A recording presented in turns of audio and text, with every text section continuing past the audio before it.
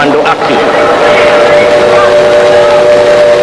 Komando Aksi Pengganyangan Malaysia karena dijajah oleh imperialis dari pihak Malaya, dari pihak Singapura, dari pihak Sarawak.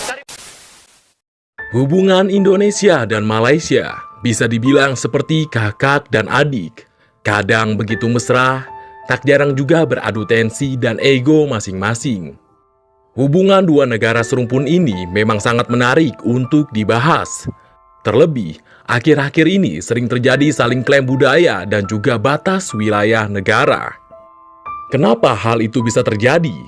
Ada apa sebetulnya di antara Malaysia dan Indonesia? Selain seperti kakak beradik, Indonesia dan Malaysia juga serupa dua pasangan yang sempat mesra, lalu dirusak oleh orang ketiga, sehingga keduanya selalu menaruh curiga. Siapa orang ketiga itu? Apa perannya sehingga membuat hubungan Indonesia dan Malaysia menjadi naik turun seperti ingus anak kecil? Dalam video kali ini, aku akan membahas sejarah hubungan Malaysia dan Indonesia di setiap orde pemerintahan yang berjalan. Simak sampai habis video ini agar tidak ada salah paham. Sekali lagi, simak sampai habis. Jangan berhenti di tengah video, karena bisa menyebabkan kesalahpahaman. Baik, kalau begitu langsung aja simak pembahasannya. Tapi seperti biasa, sebelum lanjut, bagi yang belum subscribe channel ini, harap tekan tombol berlangganan agar kamu tak ketinggalan informasi seputar sejarah yang jarang ditemui di buku-buku sekolah. Tak usah berlama-lama, kita mulai saja pembahasannya.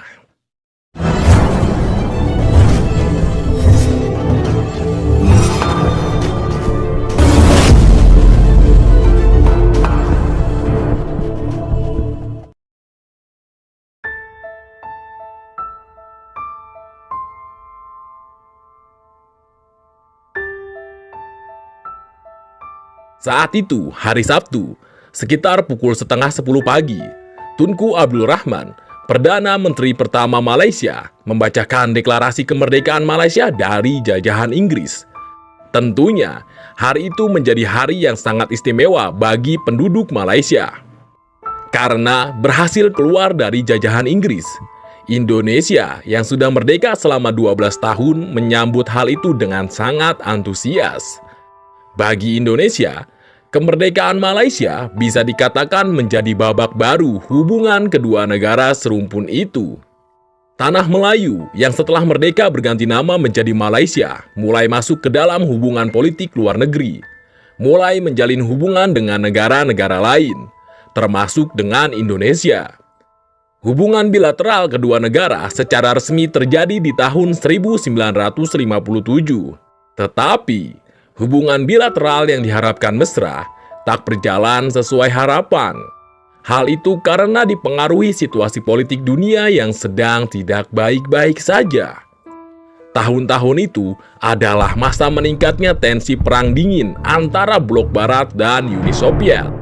Indonesia di bawah nahkoda Soekarno lebih dekat dengan blok komunis Soviet.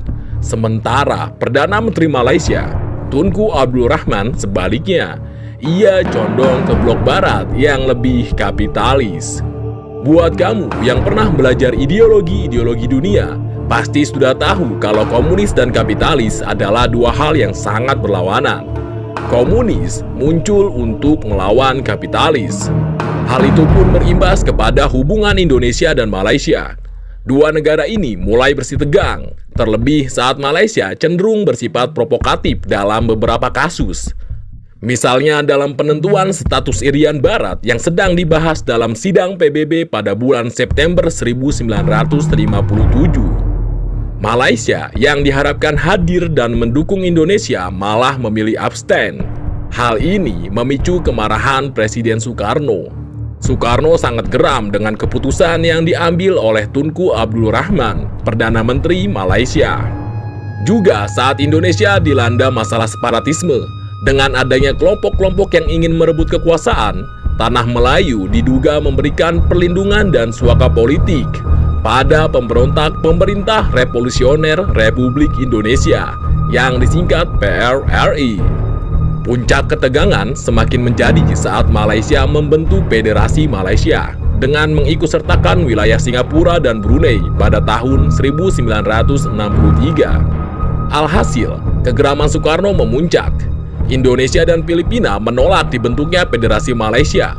Filipina menolak karena sebagian wilayah federasi itu diklaim secara historis menjadi bagian dari Kesultanan Sulu di Filipina. Sedangkan Soekarno menganggap pembentukan federasi itu adalah upaya menghidupkan kembali kolonialisme dan imperialisme Barat. Soekarno menyebutnya dengan nekolim dan juga menyebut Malaysia sebagai negara boneka Inggris. Karena hal ini, Soekarno menerbitkan Dwi Kora yang salah satu isinya adalah Kogam, Komando Ganyang Malaysia.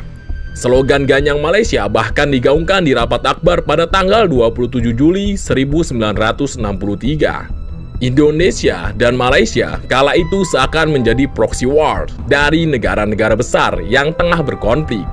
Blok Barat berpihak kepada Malaysia, Blok Komunis Soviet berpihak kepada Indonesia. Dalam hal ini, Amerika diduga juga ikut andil dalam menjalankan misi intelijen di kedua negara. CIA diduga memiliki misi utama untuk menggoyang stabilitas politik Indonesia. Akibatnya, terjadi beberapa gejolak pemberontakan.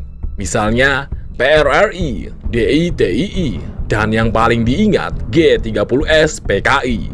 Dan naasnya, dalam peristiwa yang terakhir, sampai mengorbankan tokoh yang sangat mengharapkan sekaligus menggagas perdamaian Indonesia dan Malaysia.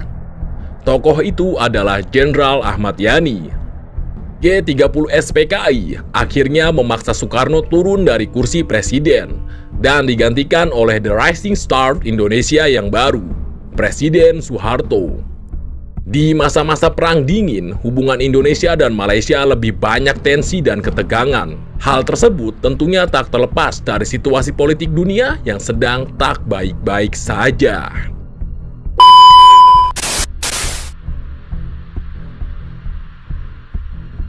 Pasca lengsernya Soekarno, kursi presiden diduduki oleh Soeharto, sang jenderal yang terkenal cukup dekat dengan Blok Barat juga Malaysia. Hal ini membantu hubungan kedua negara yang sempat tegang menjadi lebih baik. Di bawah nahkoda Soeharto, hubungan Indonesia dan Malaysia menjadi begitu mesra. Bahkan, kedua negara ini mempelopori terbentuknya asosiasi negara-negara di kawasan Asia Tenggara, yang kini dikenal dengan ASEAN. Bahkan, kedua negara mendapat momentum penting untuk menguatkan hubungan bilateral. Pasca Malaysia diguncang dengan kerusuhan antar etnis yang dikenal dengan peristiwa 13 Mei 1969 di Malaysia. Konflik rasial yang mengancam etnis Melayu justru mendekatkan kedua negara, khususnya hubungan sesama Melayu. Karena secara politis, etnis Melayu sedang terancam eksistensinya pasca peristiwa berdarah tersebut. Geopolitik yang berubah pun berimbas kepada negara-negara ASEAN, termasuk Indonesia dan Malaysia. Hal ini terlihat jelas pasca dipukul mundurnya pasukan militer Amerika dari Vietnam. Kemenangan Vietnam membawa ketakutan baru akan ancaman komunis di wilayah ASEAN.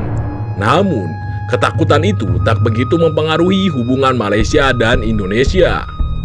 Baru setelah Mahathir Mohamad naik menjadi pimpinan Malaysia, ada semacam rivalitas tersembunyi antara kedua negara yang sangat jelas. Perbedaan kemajuan pembangunan menjadi salah satu pemicunya. Kedua negara juga tampak bersaing untuk mendapatkan posisi-posisi prestisius di lembaga-lembaga internasional. Misalnya, Indonesia dan Malaysia bersaing merebut posisi strategis di PBB, di Gerakan Non-Blok, GNB, atau Non-Aligned Movement. Ketegangan pun kembali naik. Ditambah lagi dengan adanya beberapa orang TKI asal Indonesia yang dijatuhi hukuman di negeri Malaysia. Hubungan yang mulai mesra dan baik pun kembali ke arah tidak baik. Pada masa ini juga, Malaysia mulai mengungkit status wilayah Ambalat. Di masa Orde Baru, hubungan Indonesia dan Malaysia bisa dibilang dinamis. Di awal-awal Orde Baru, hubungan kedua negara itu cukup mesra, sampai mempelopori berdirinya ASEAN. Namun, sayang, di masa-masa akhir kekuasaan Soeharto, hubungan kedua negara ini menjadi bias kembali.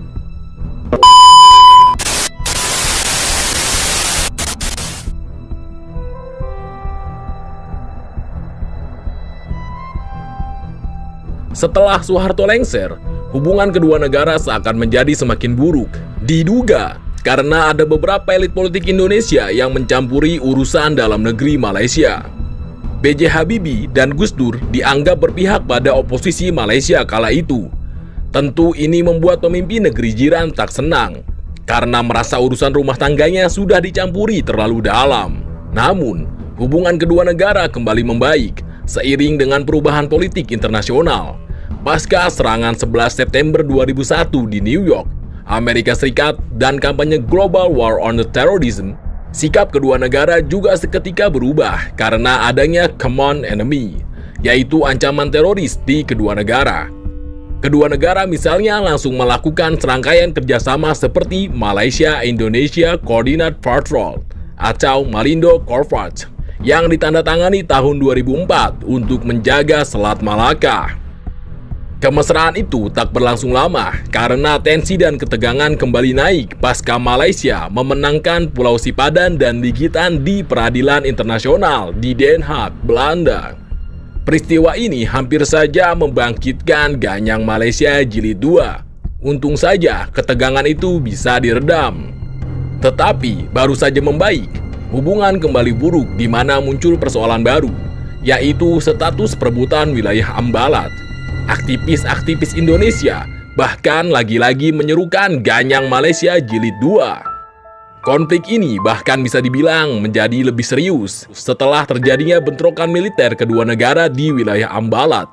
Juga diperparah dengan berita perlakuan buruk majikan-majikan TKI yang berada di Malaysia. Alhasil, ketegangan pun mulai merambah ke wilayah masyarakat sipil kedua negara, di mana kedua penduduk negara seringkali terlibat bentrok dan saling ejek di berbagai event, seperti dalam olahraga misalnya, dan event-event yang lain. Tak hanya dalam hubungan politik dan batas wilayah, Indonesia dan Malaysia juga seringkali cekcok dalam urusan budaya. Seringkali Malaysia mengklaim budaya milik Indonesia.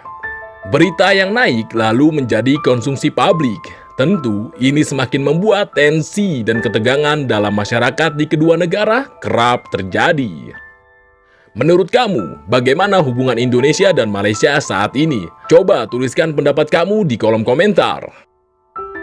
Sebagai masyarakat, kita jangan sampai terpancing begitu saja dengan berita-berita yang berlalu lalang di media sosial. Hubungan antar negara memang tak selamanya baik dan juga buruk. Hal itu bersifat dinamis.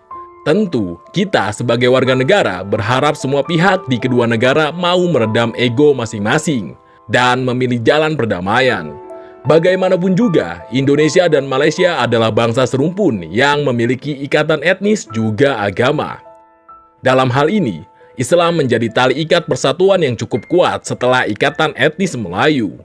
Baik, sampai di sini dulu pembahasan kita kali ini. Semoga informasi ini bermanfaat.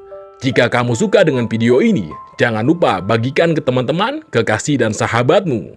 Ingat juga untuk menekan tombol subscribe dan like. Bantu bangun channel ini agar terus berkembang dan bisa berbagi informasi seputar sejarah dunia, beserta mitos, fakta, dan konspirasi di dalamnya. Terima kasih sudah menonton. Sampai jumpa di video selanjutnya.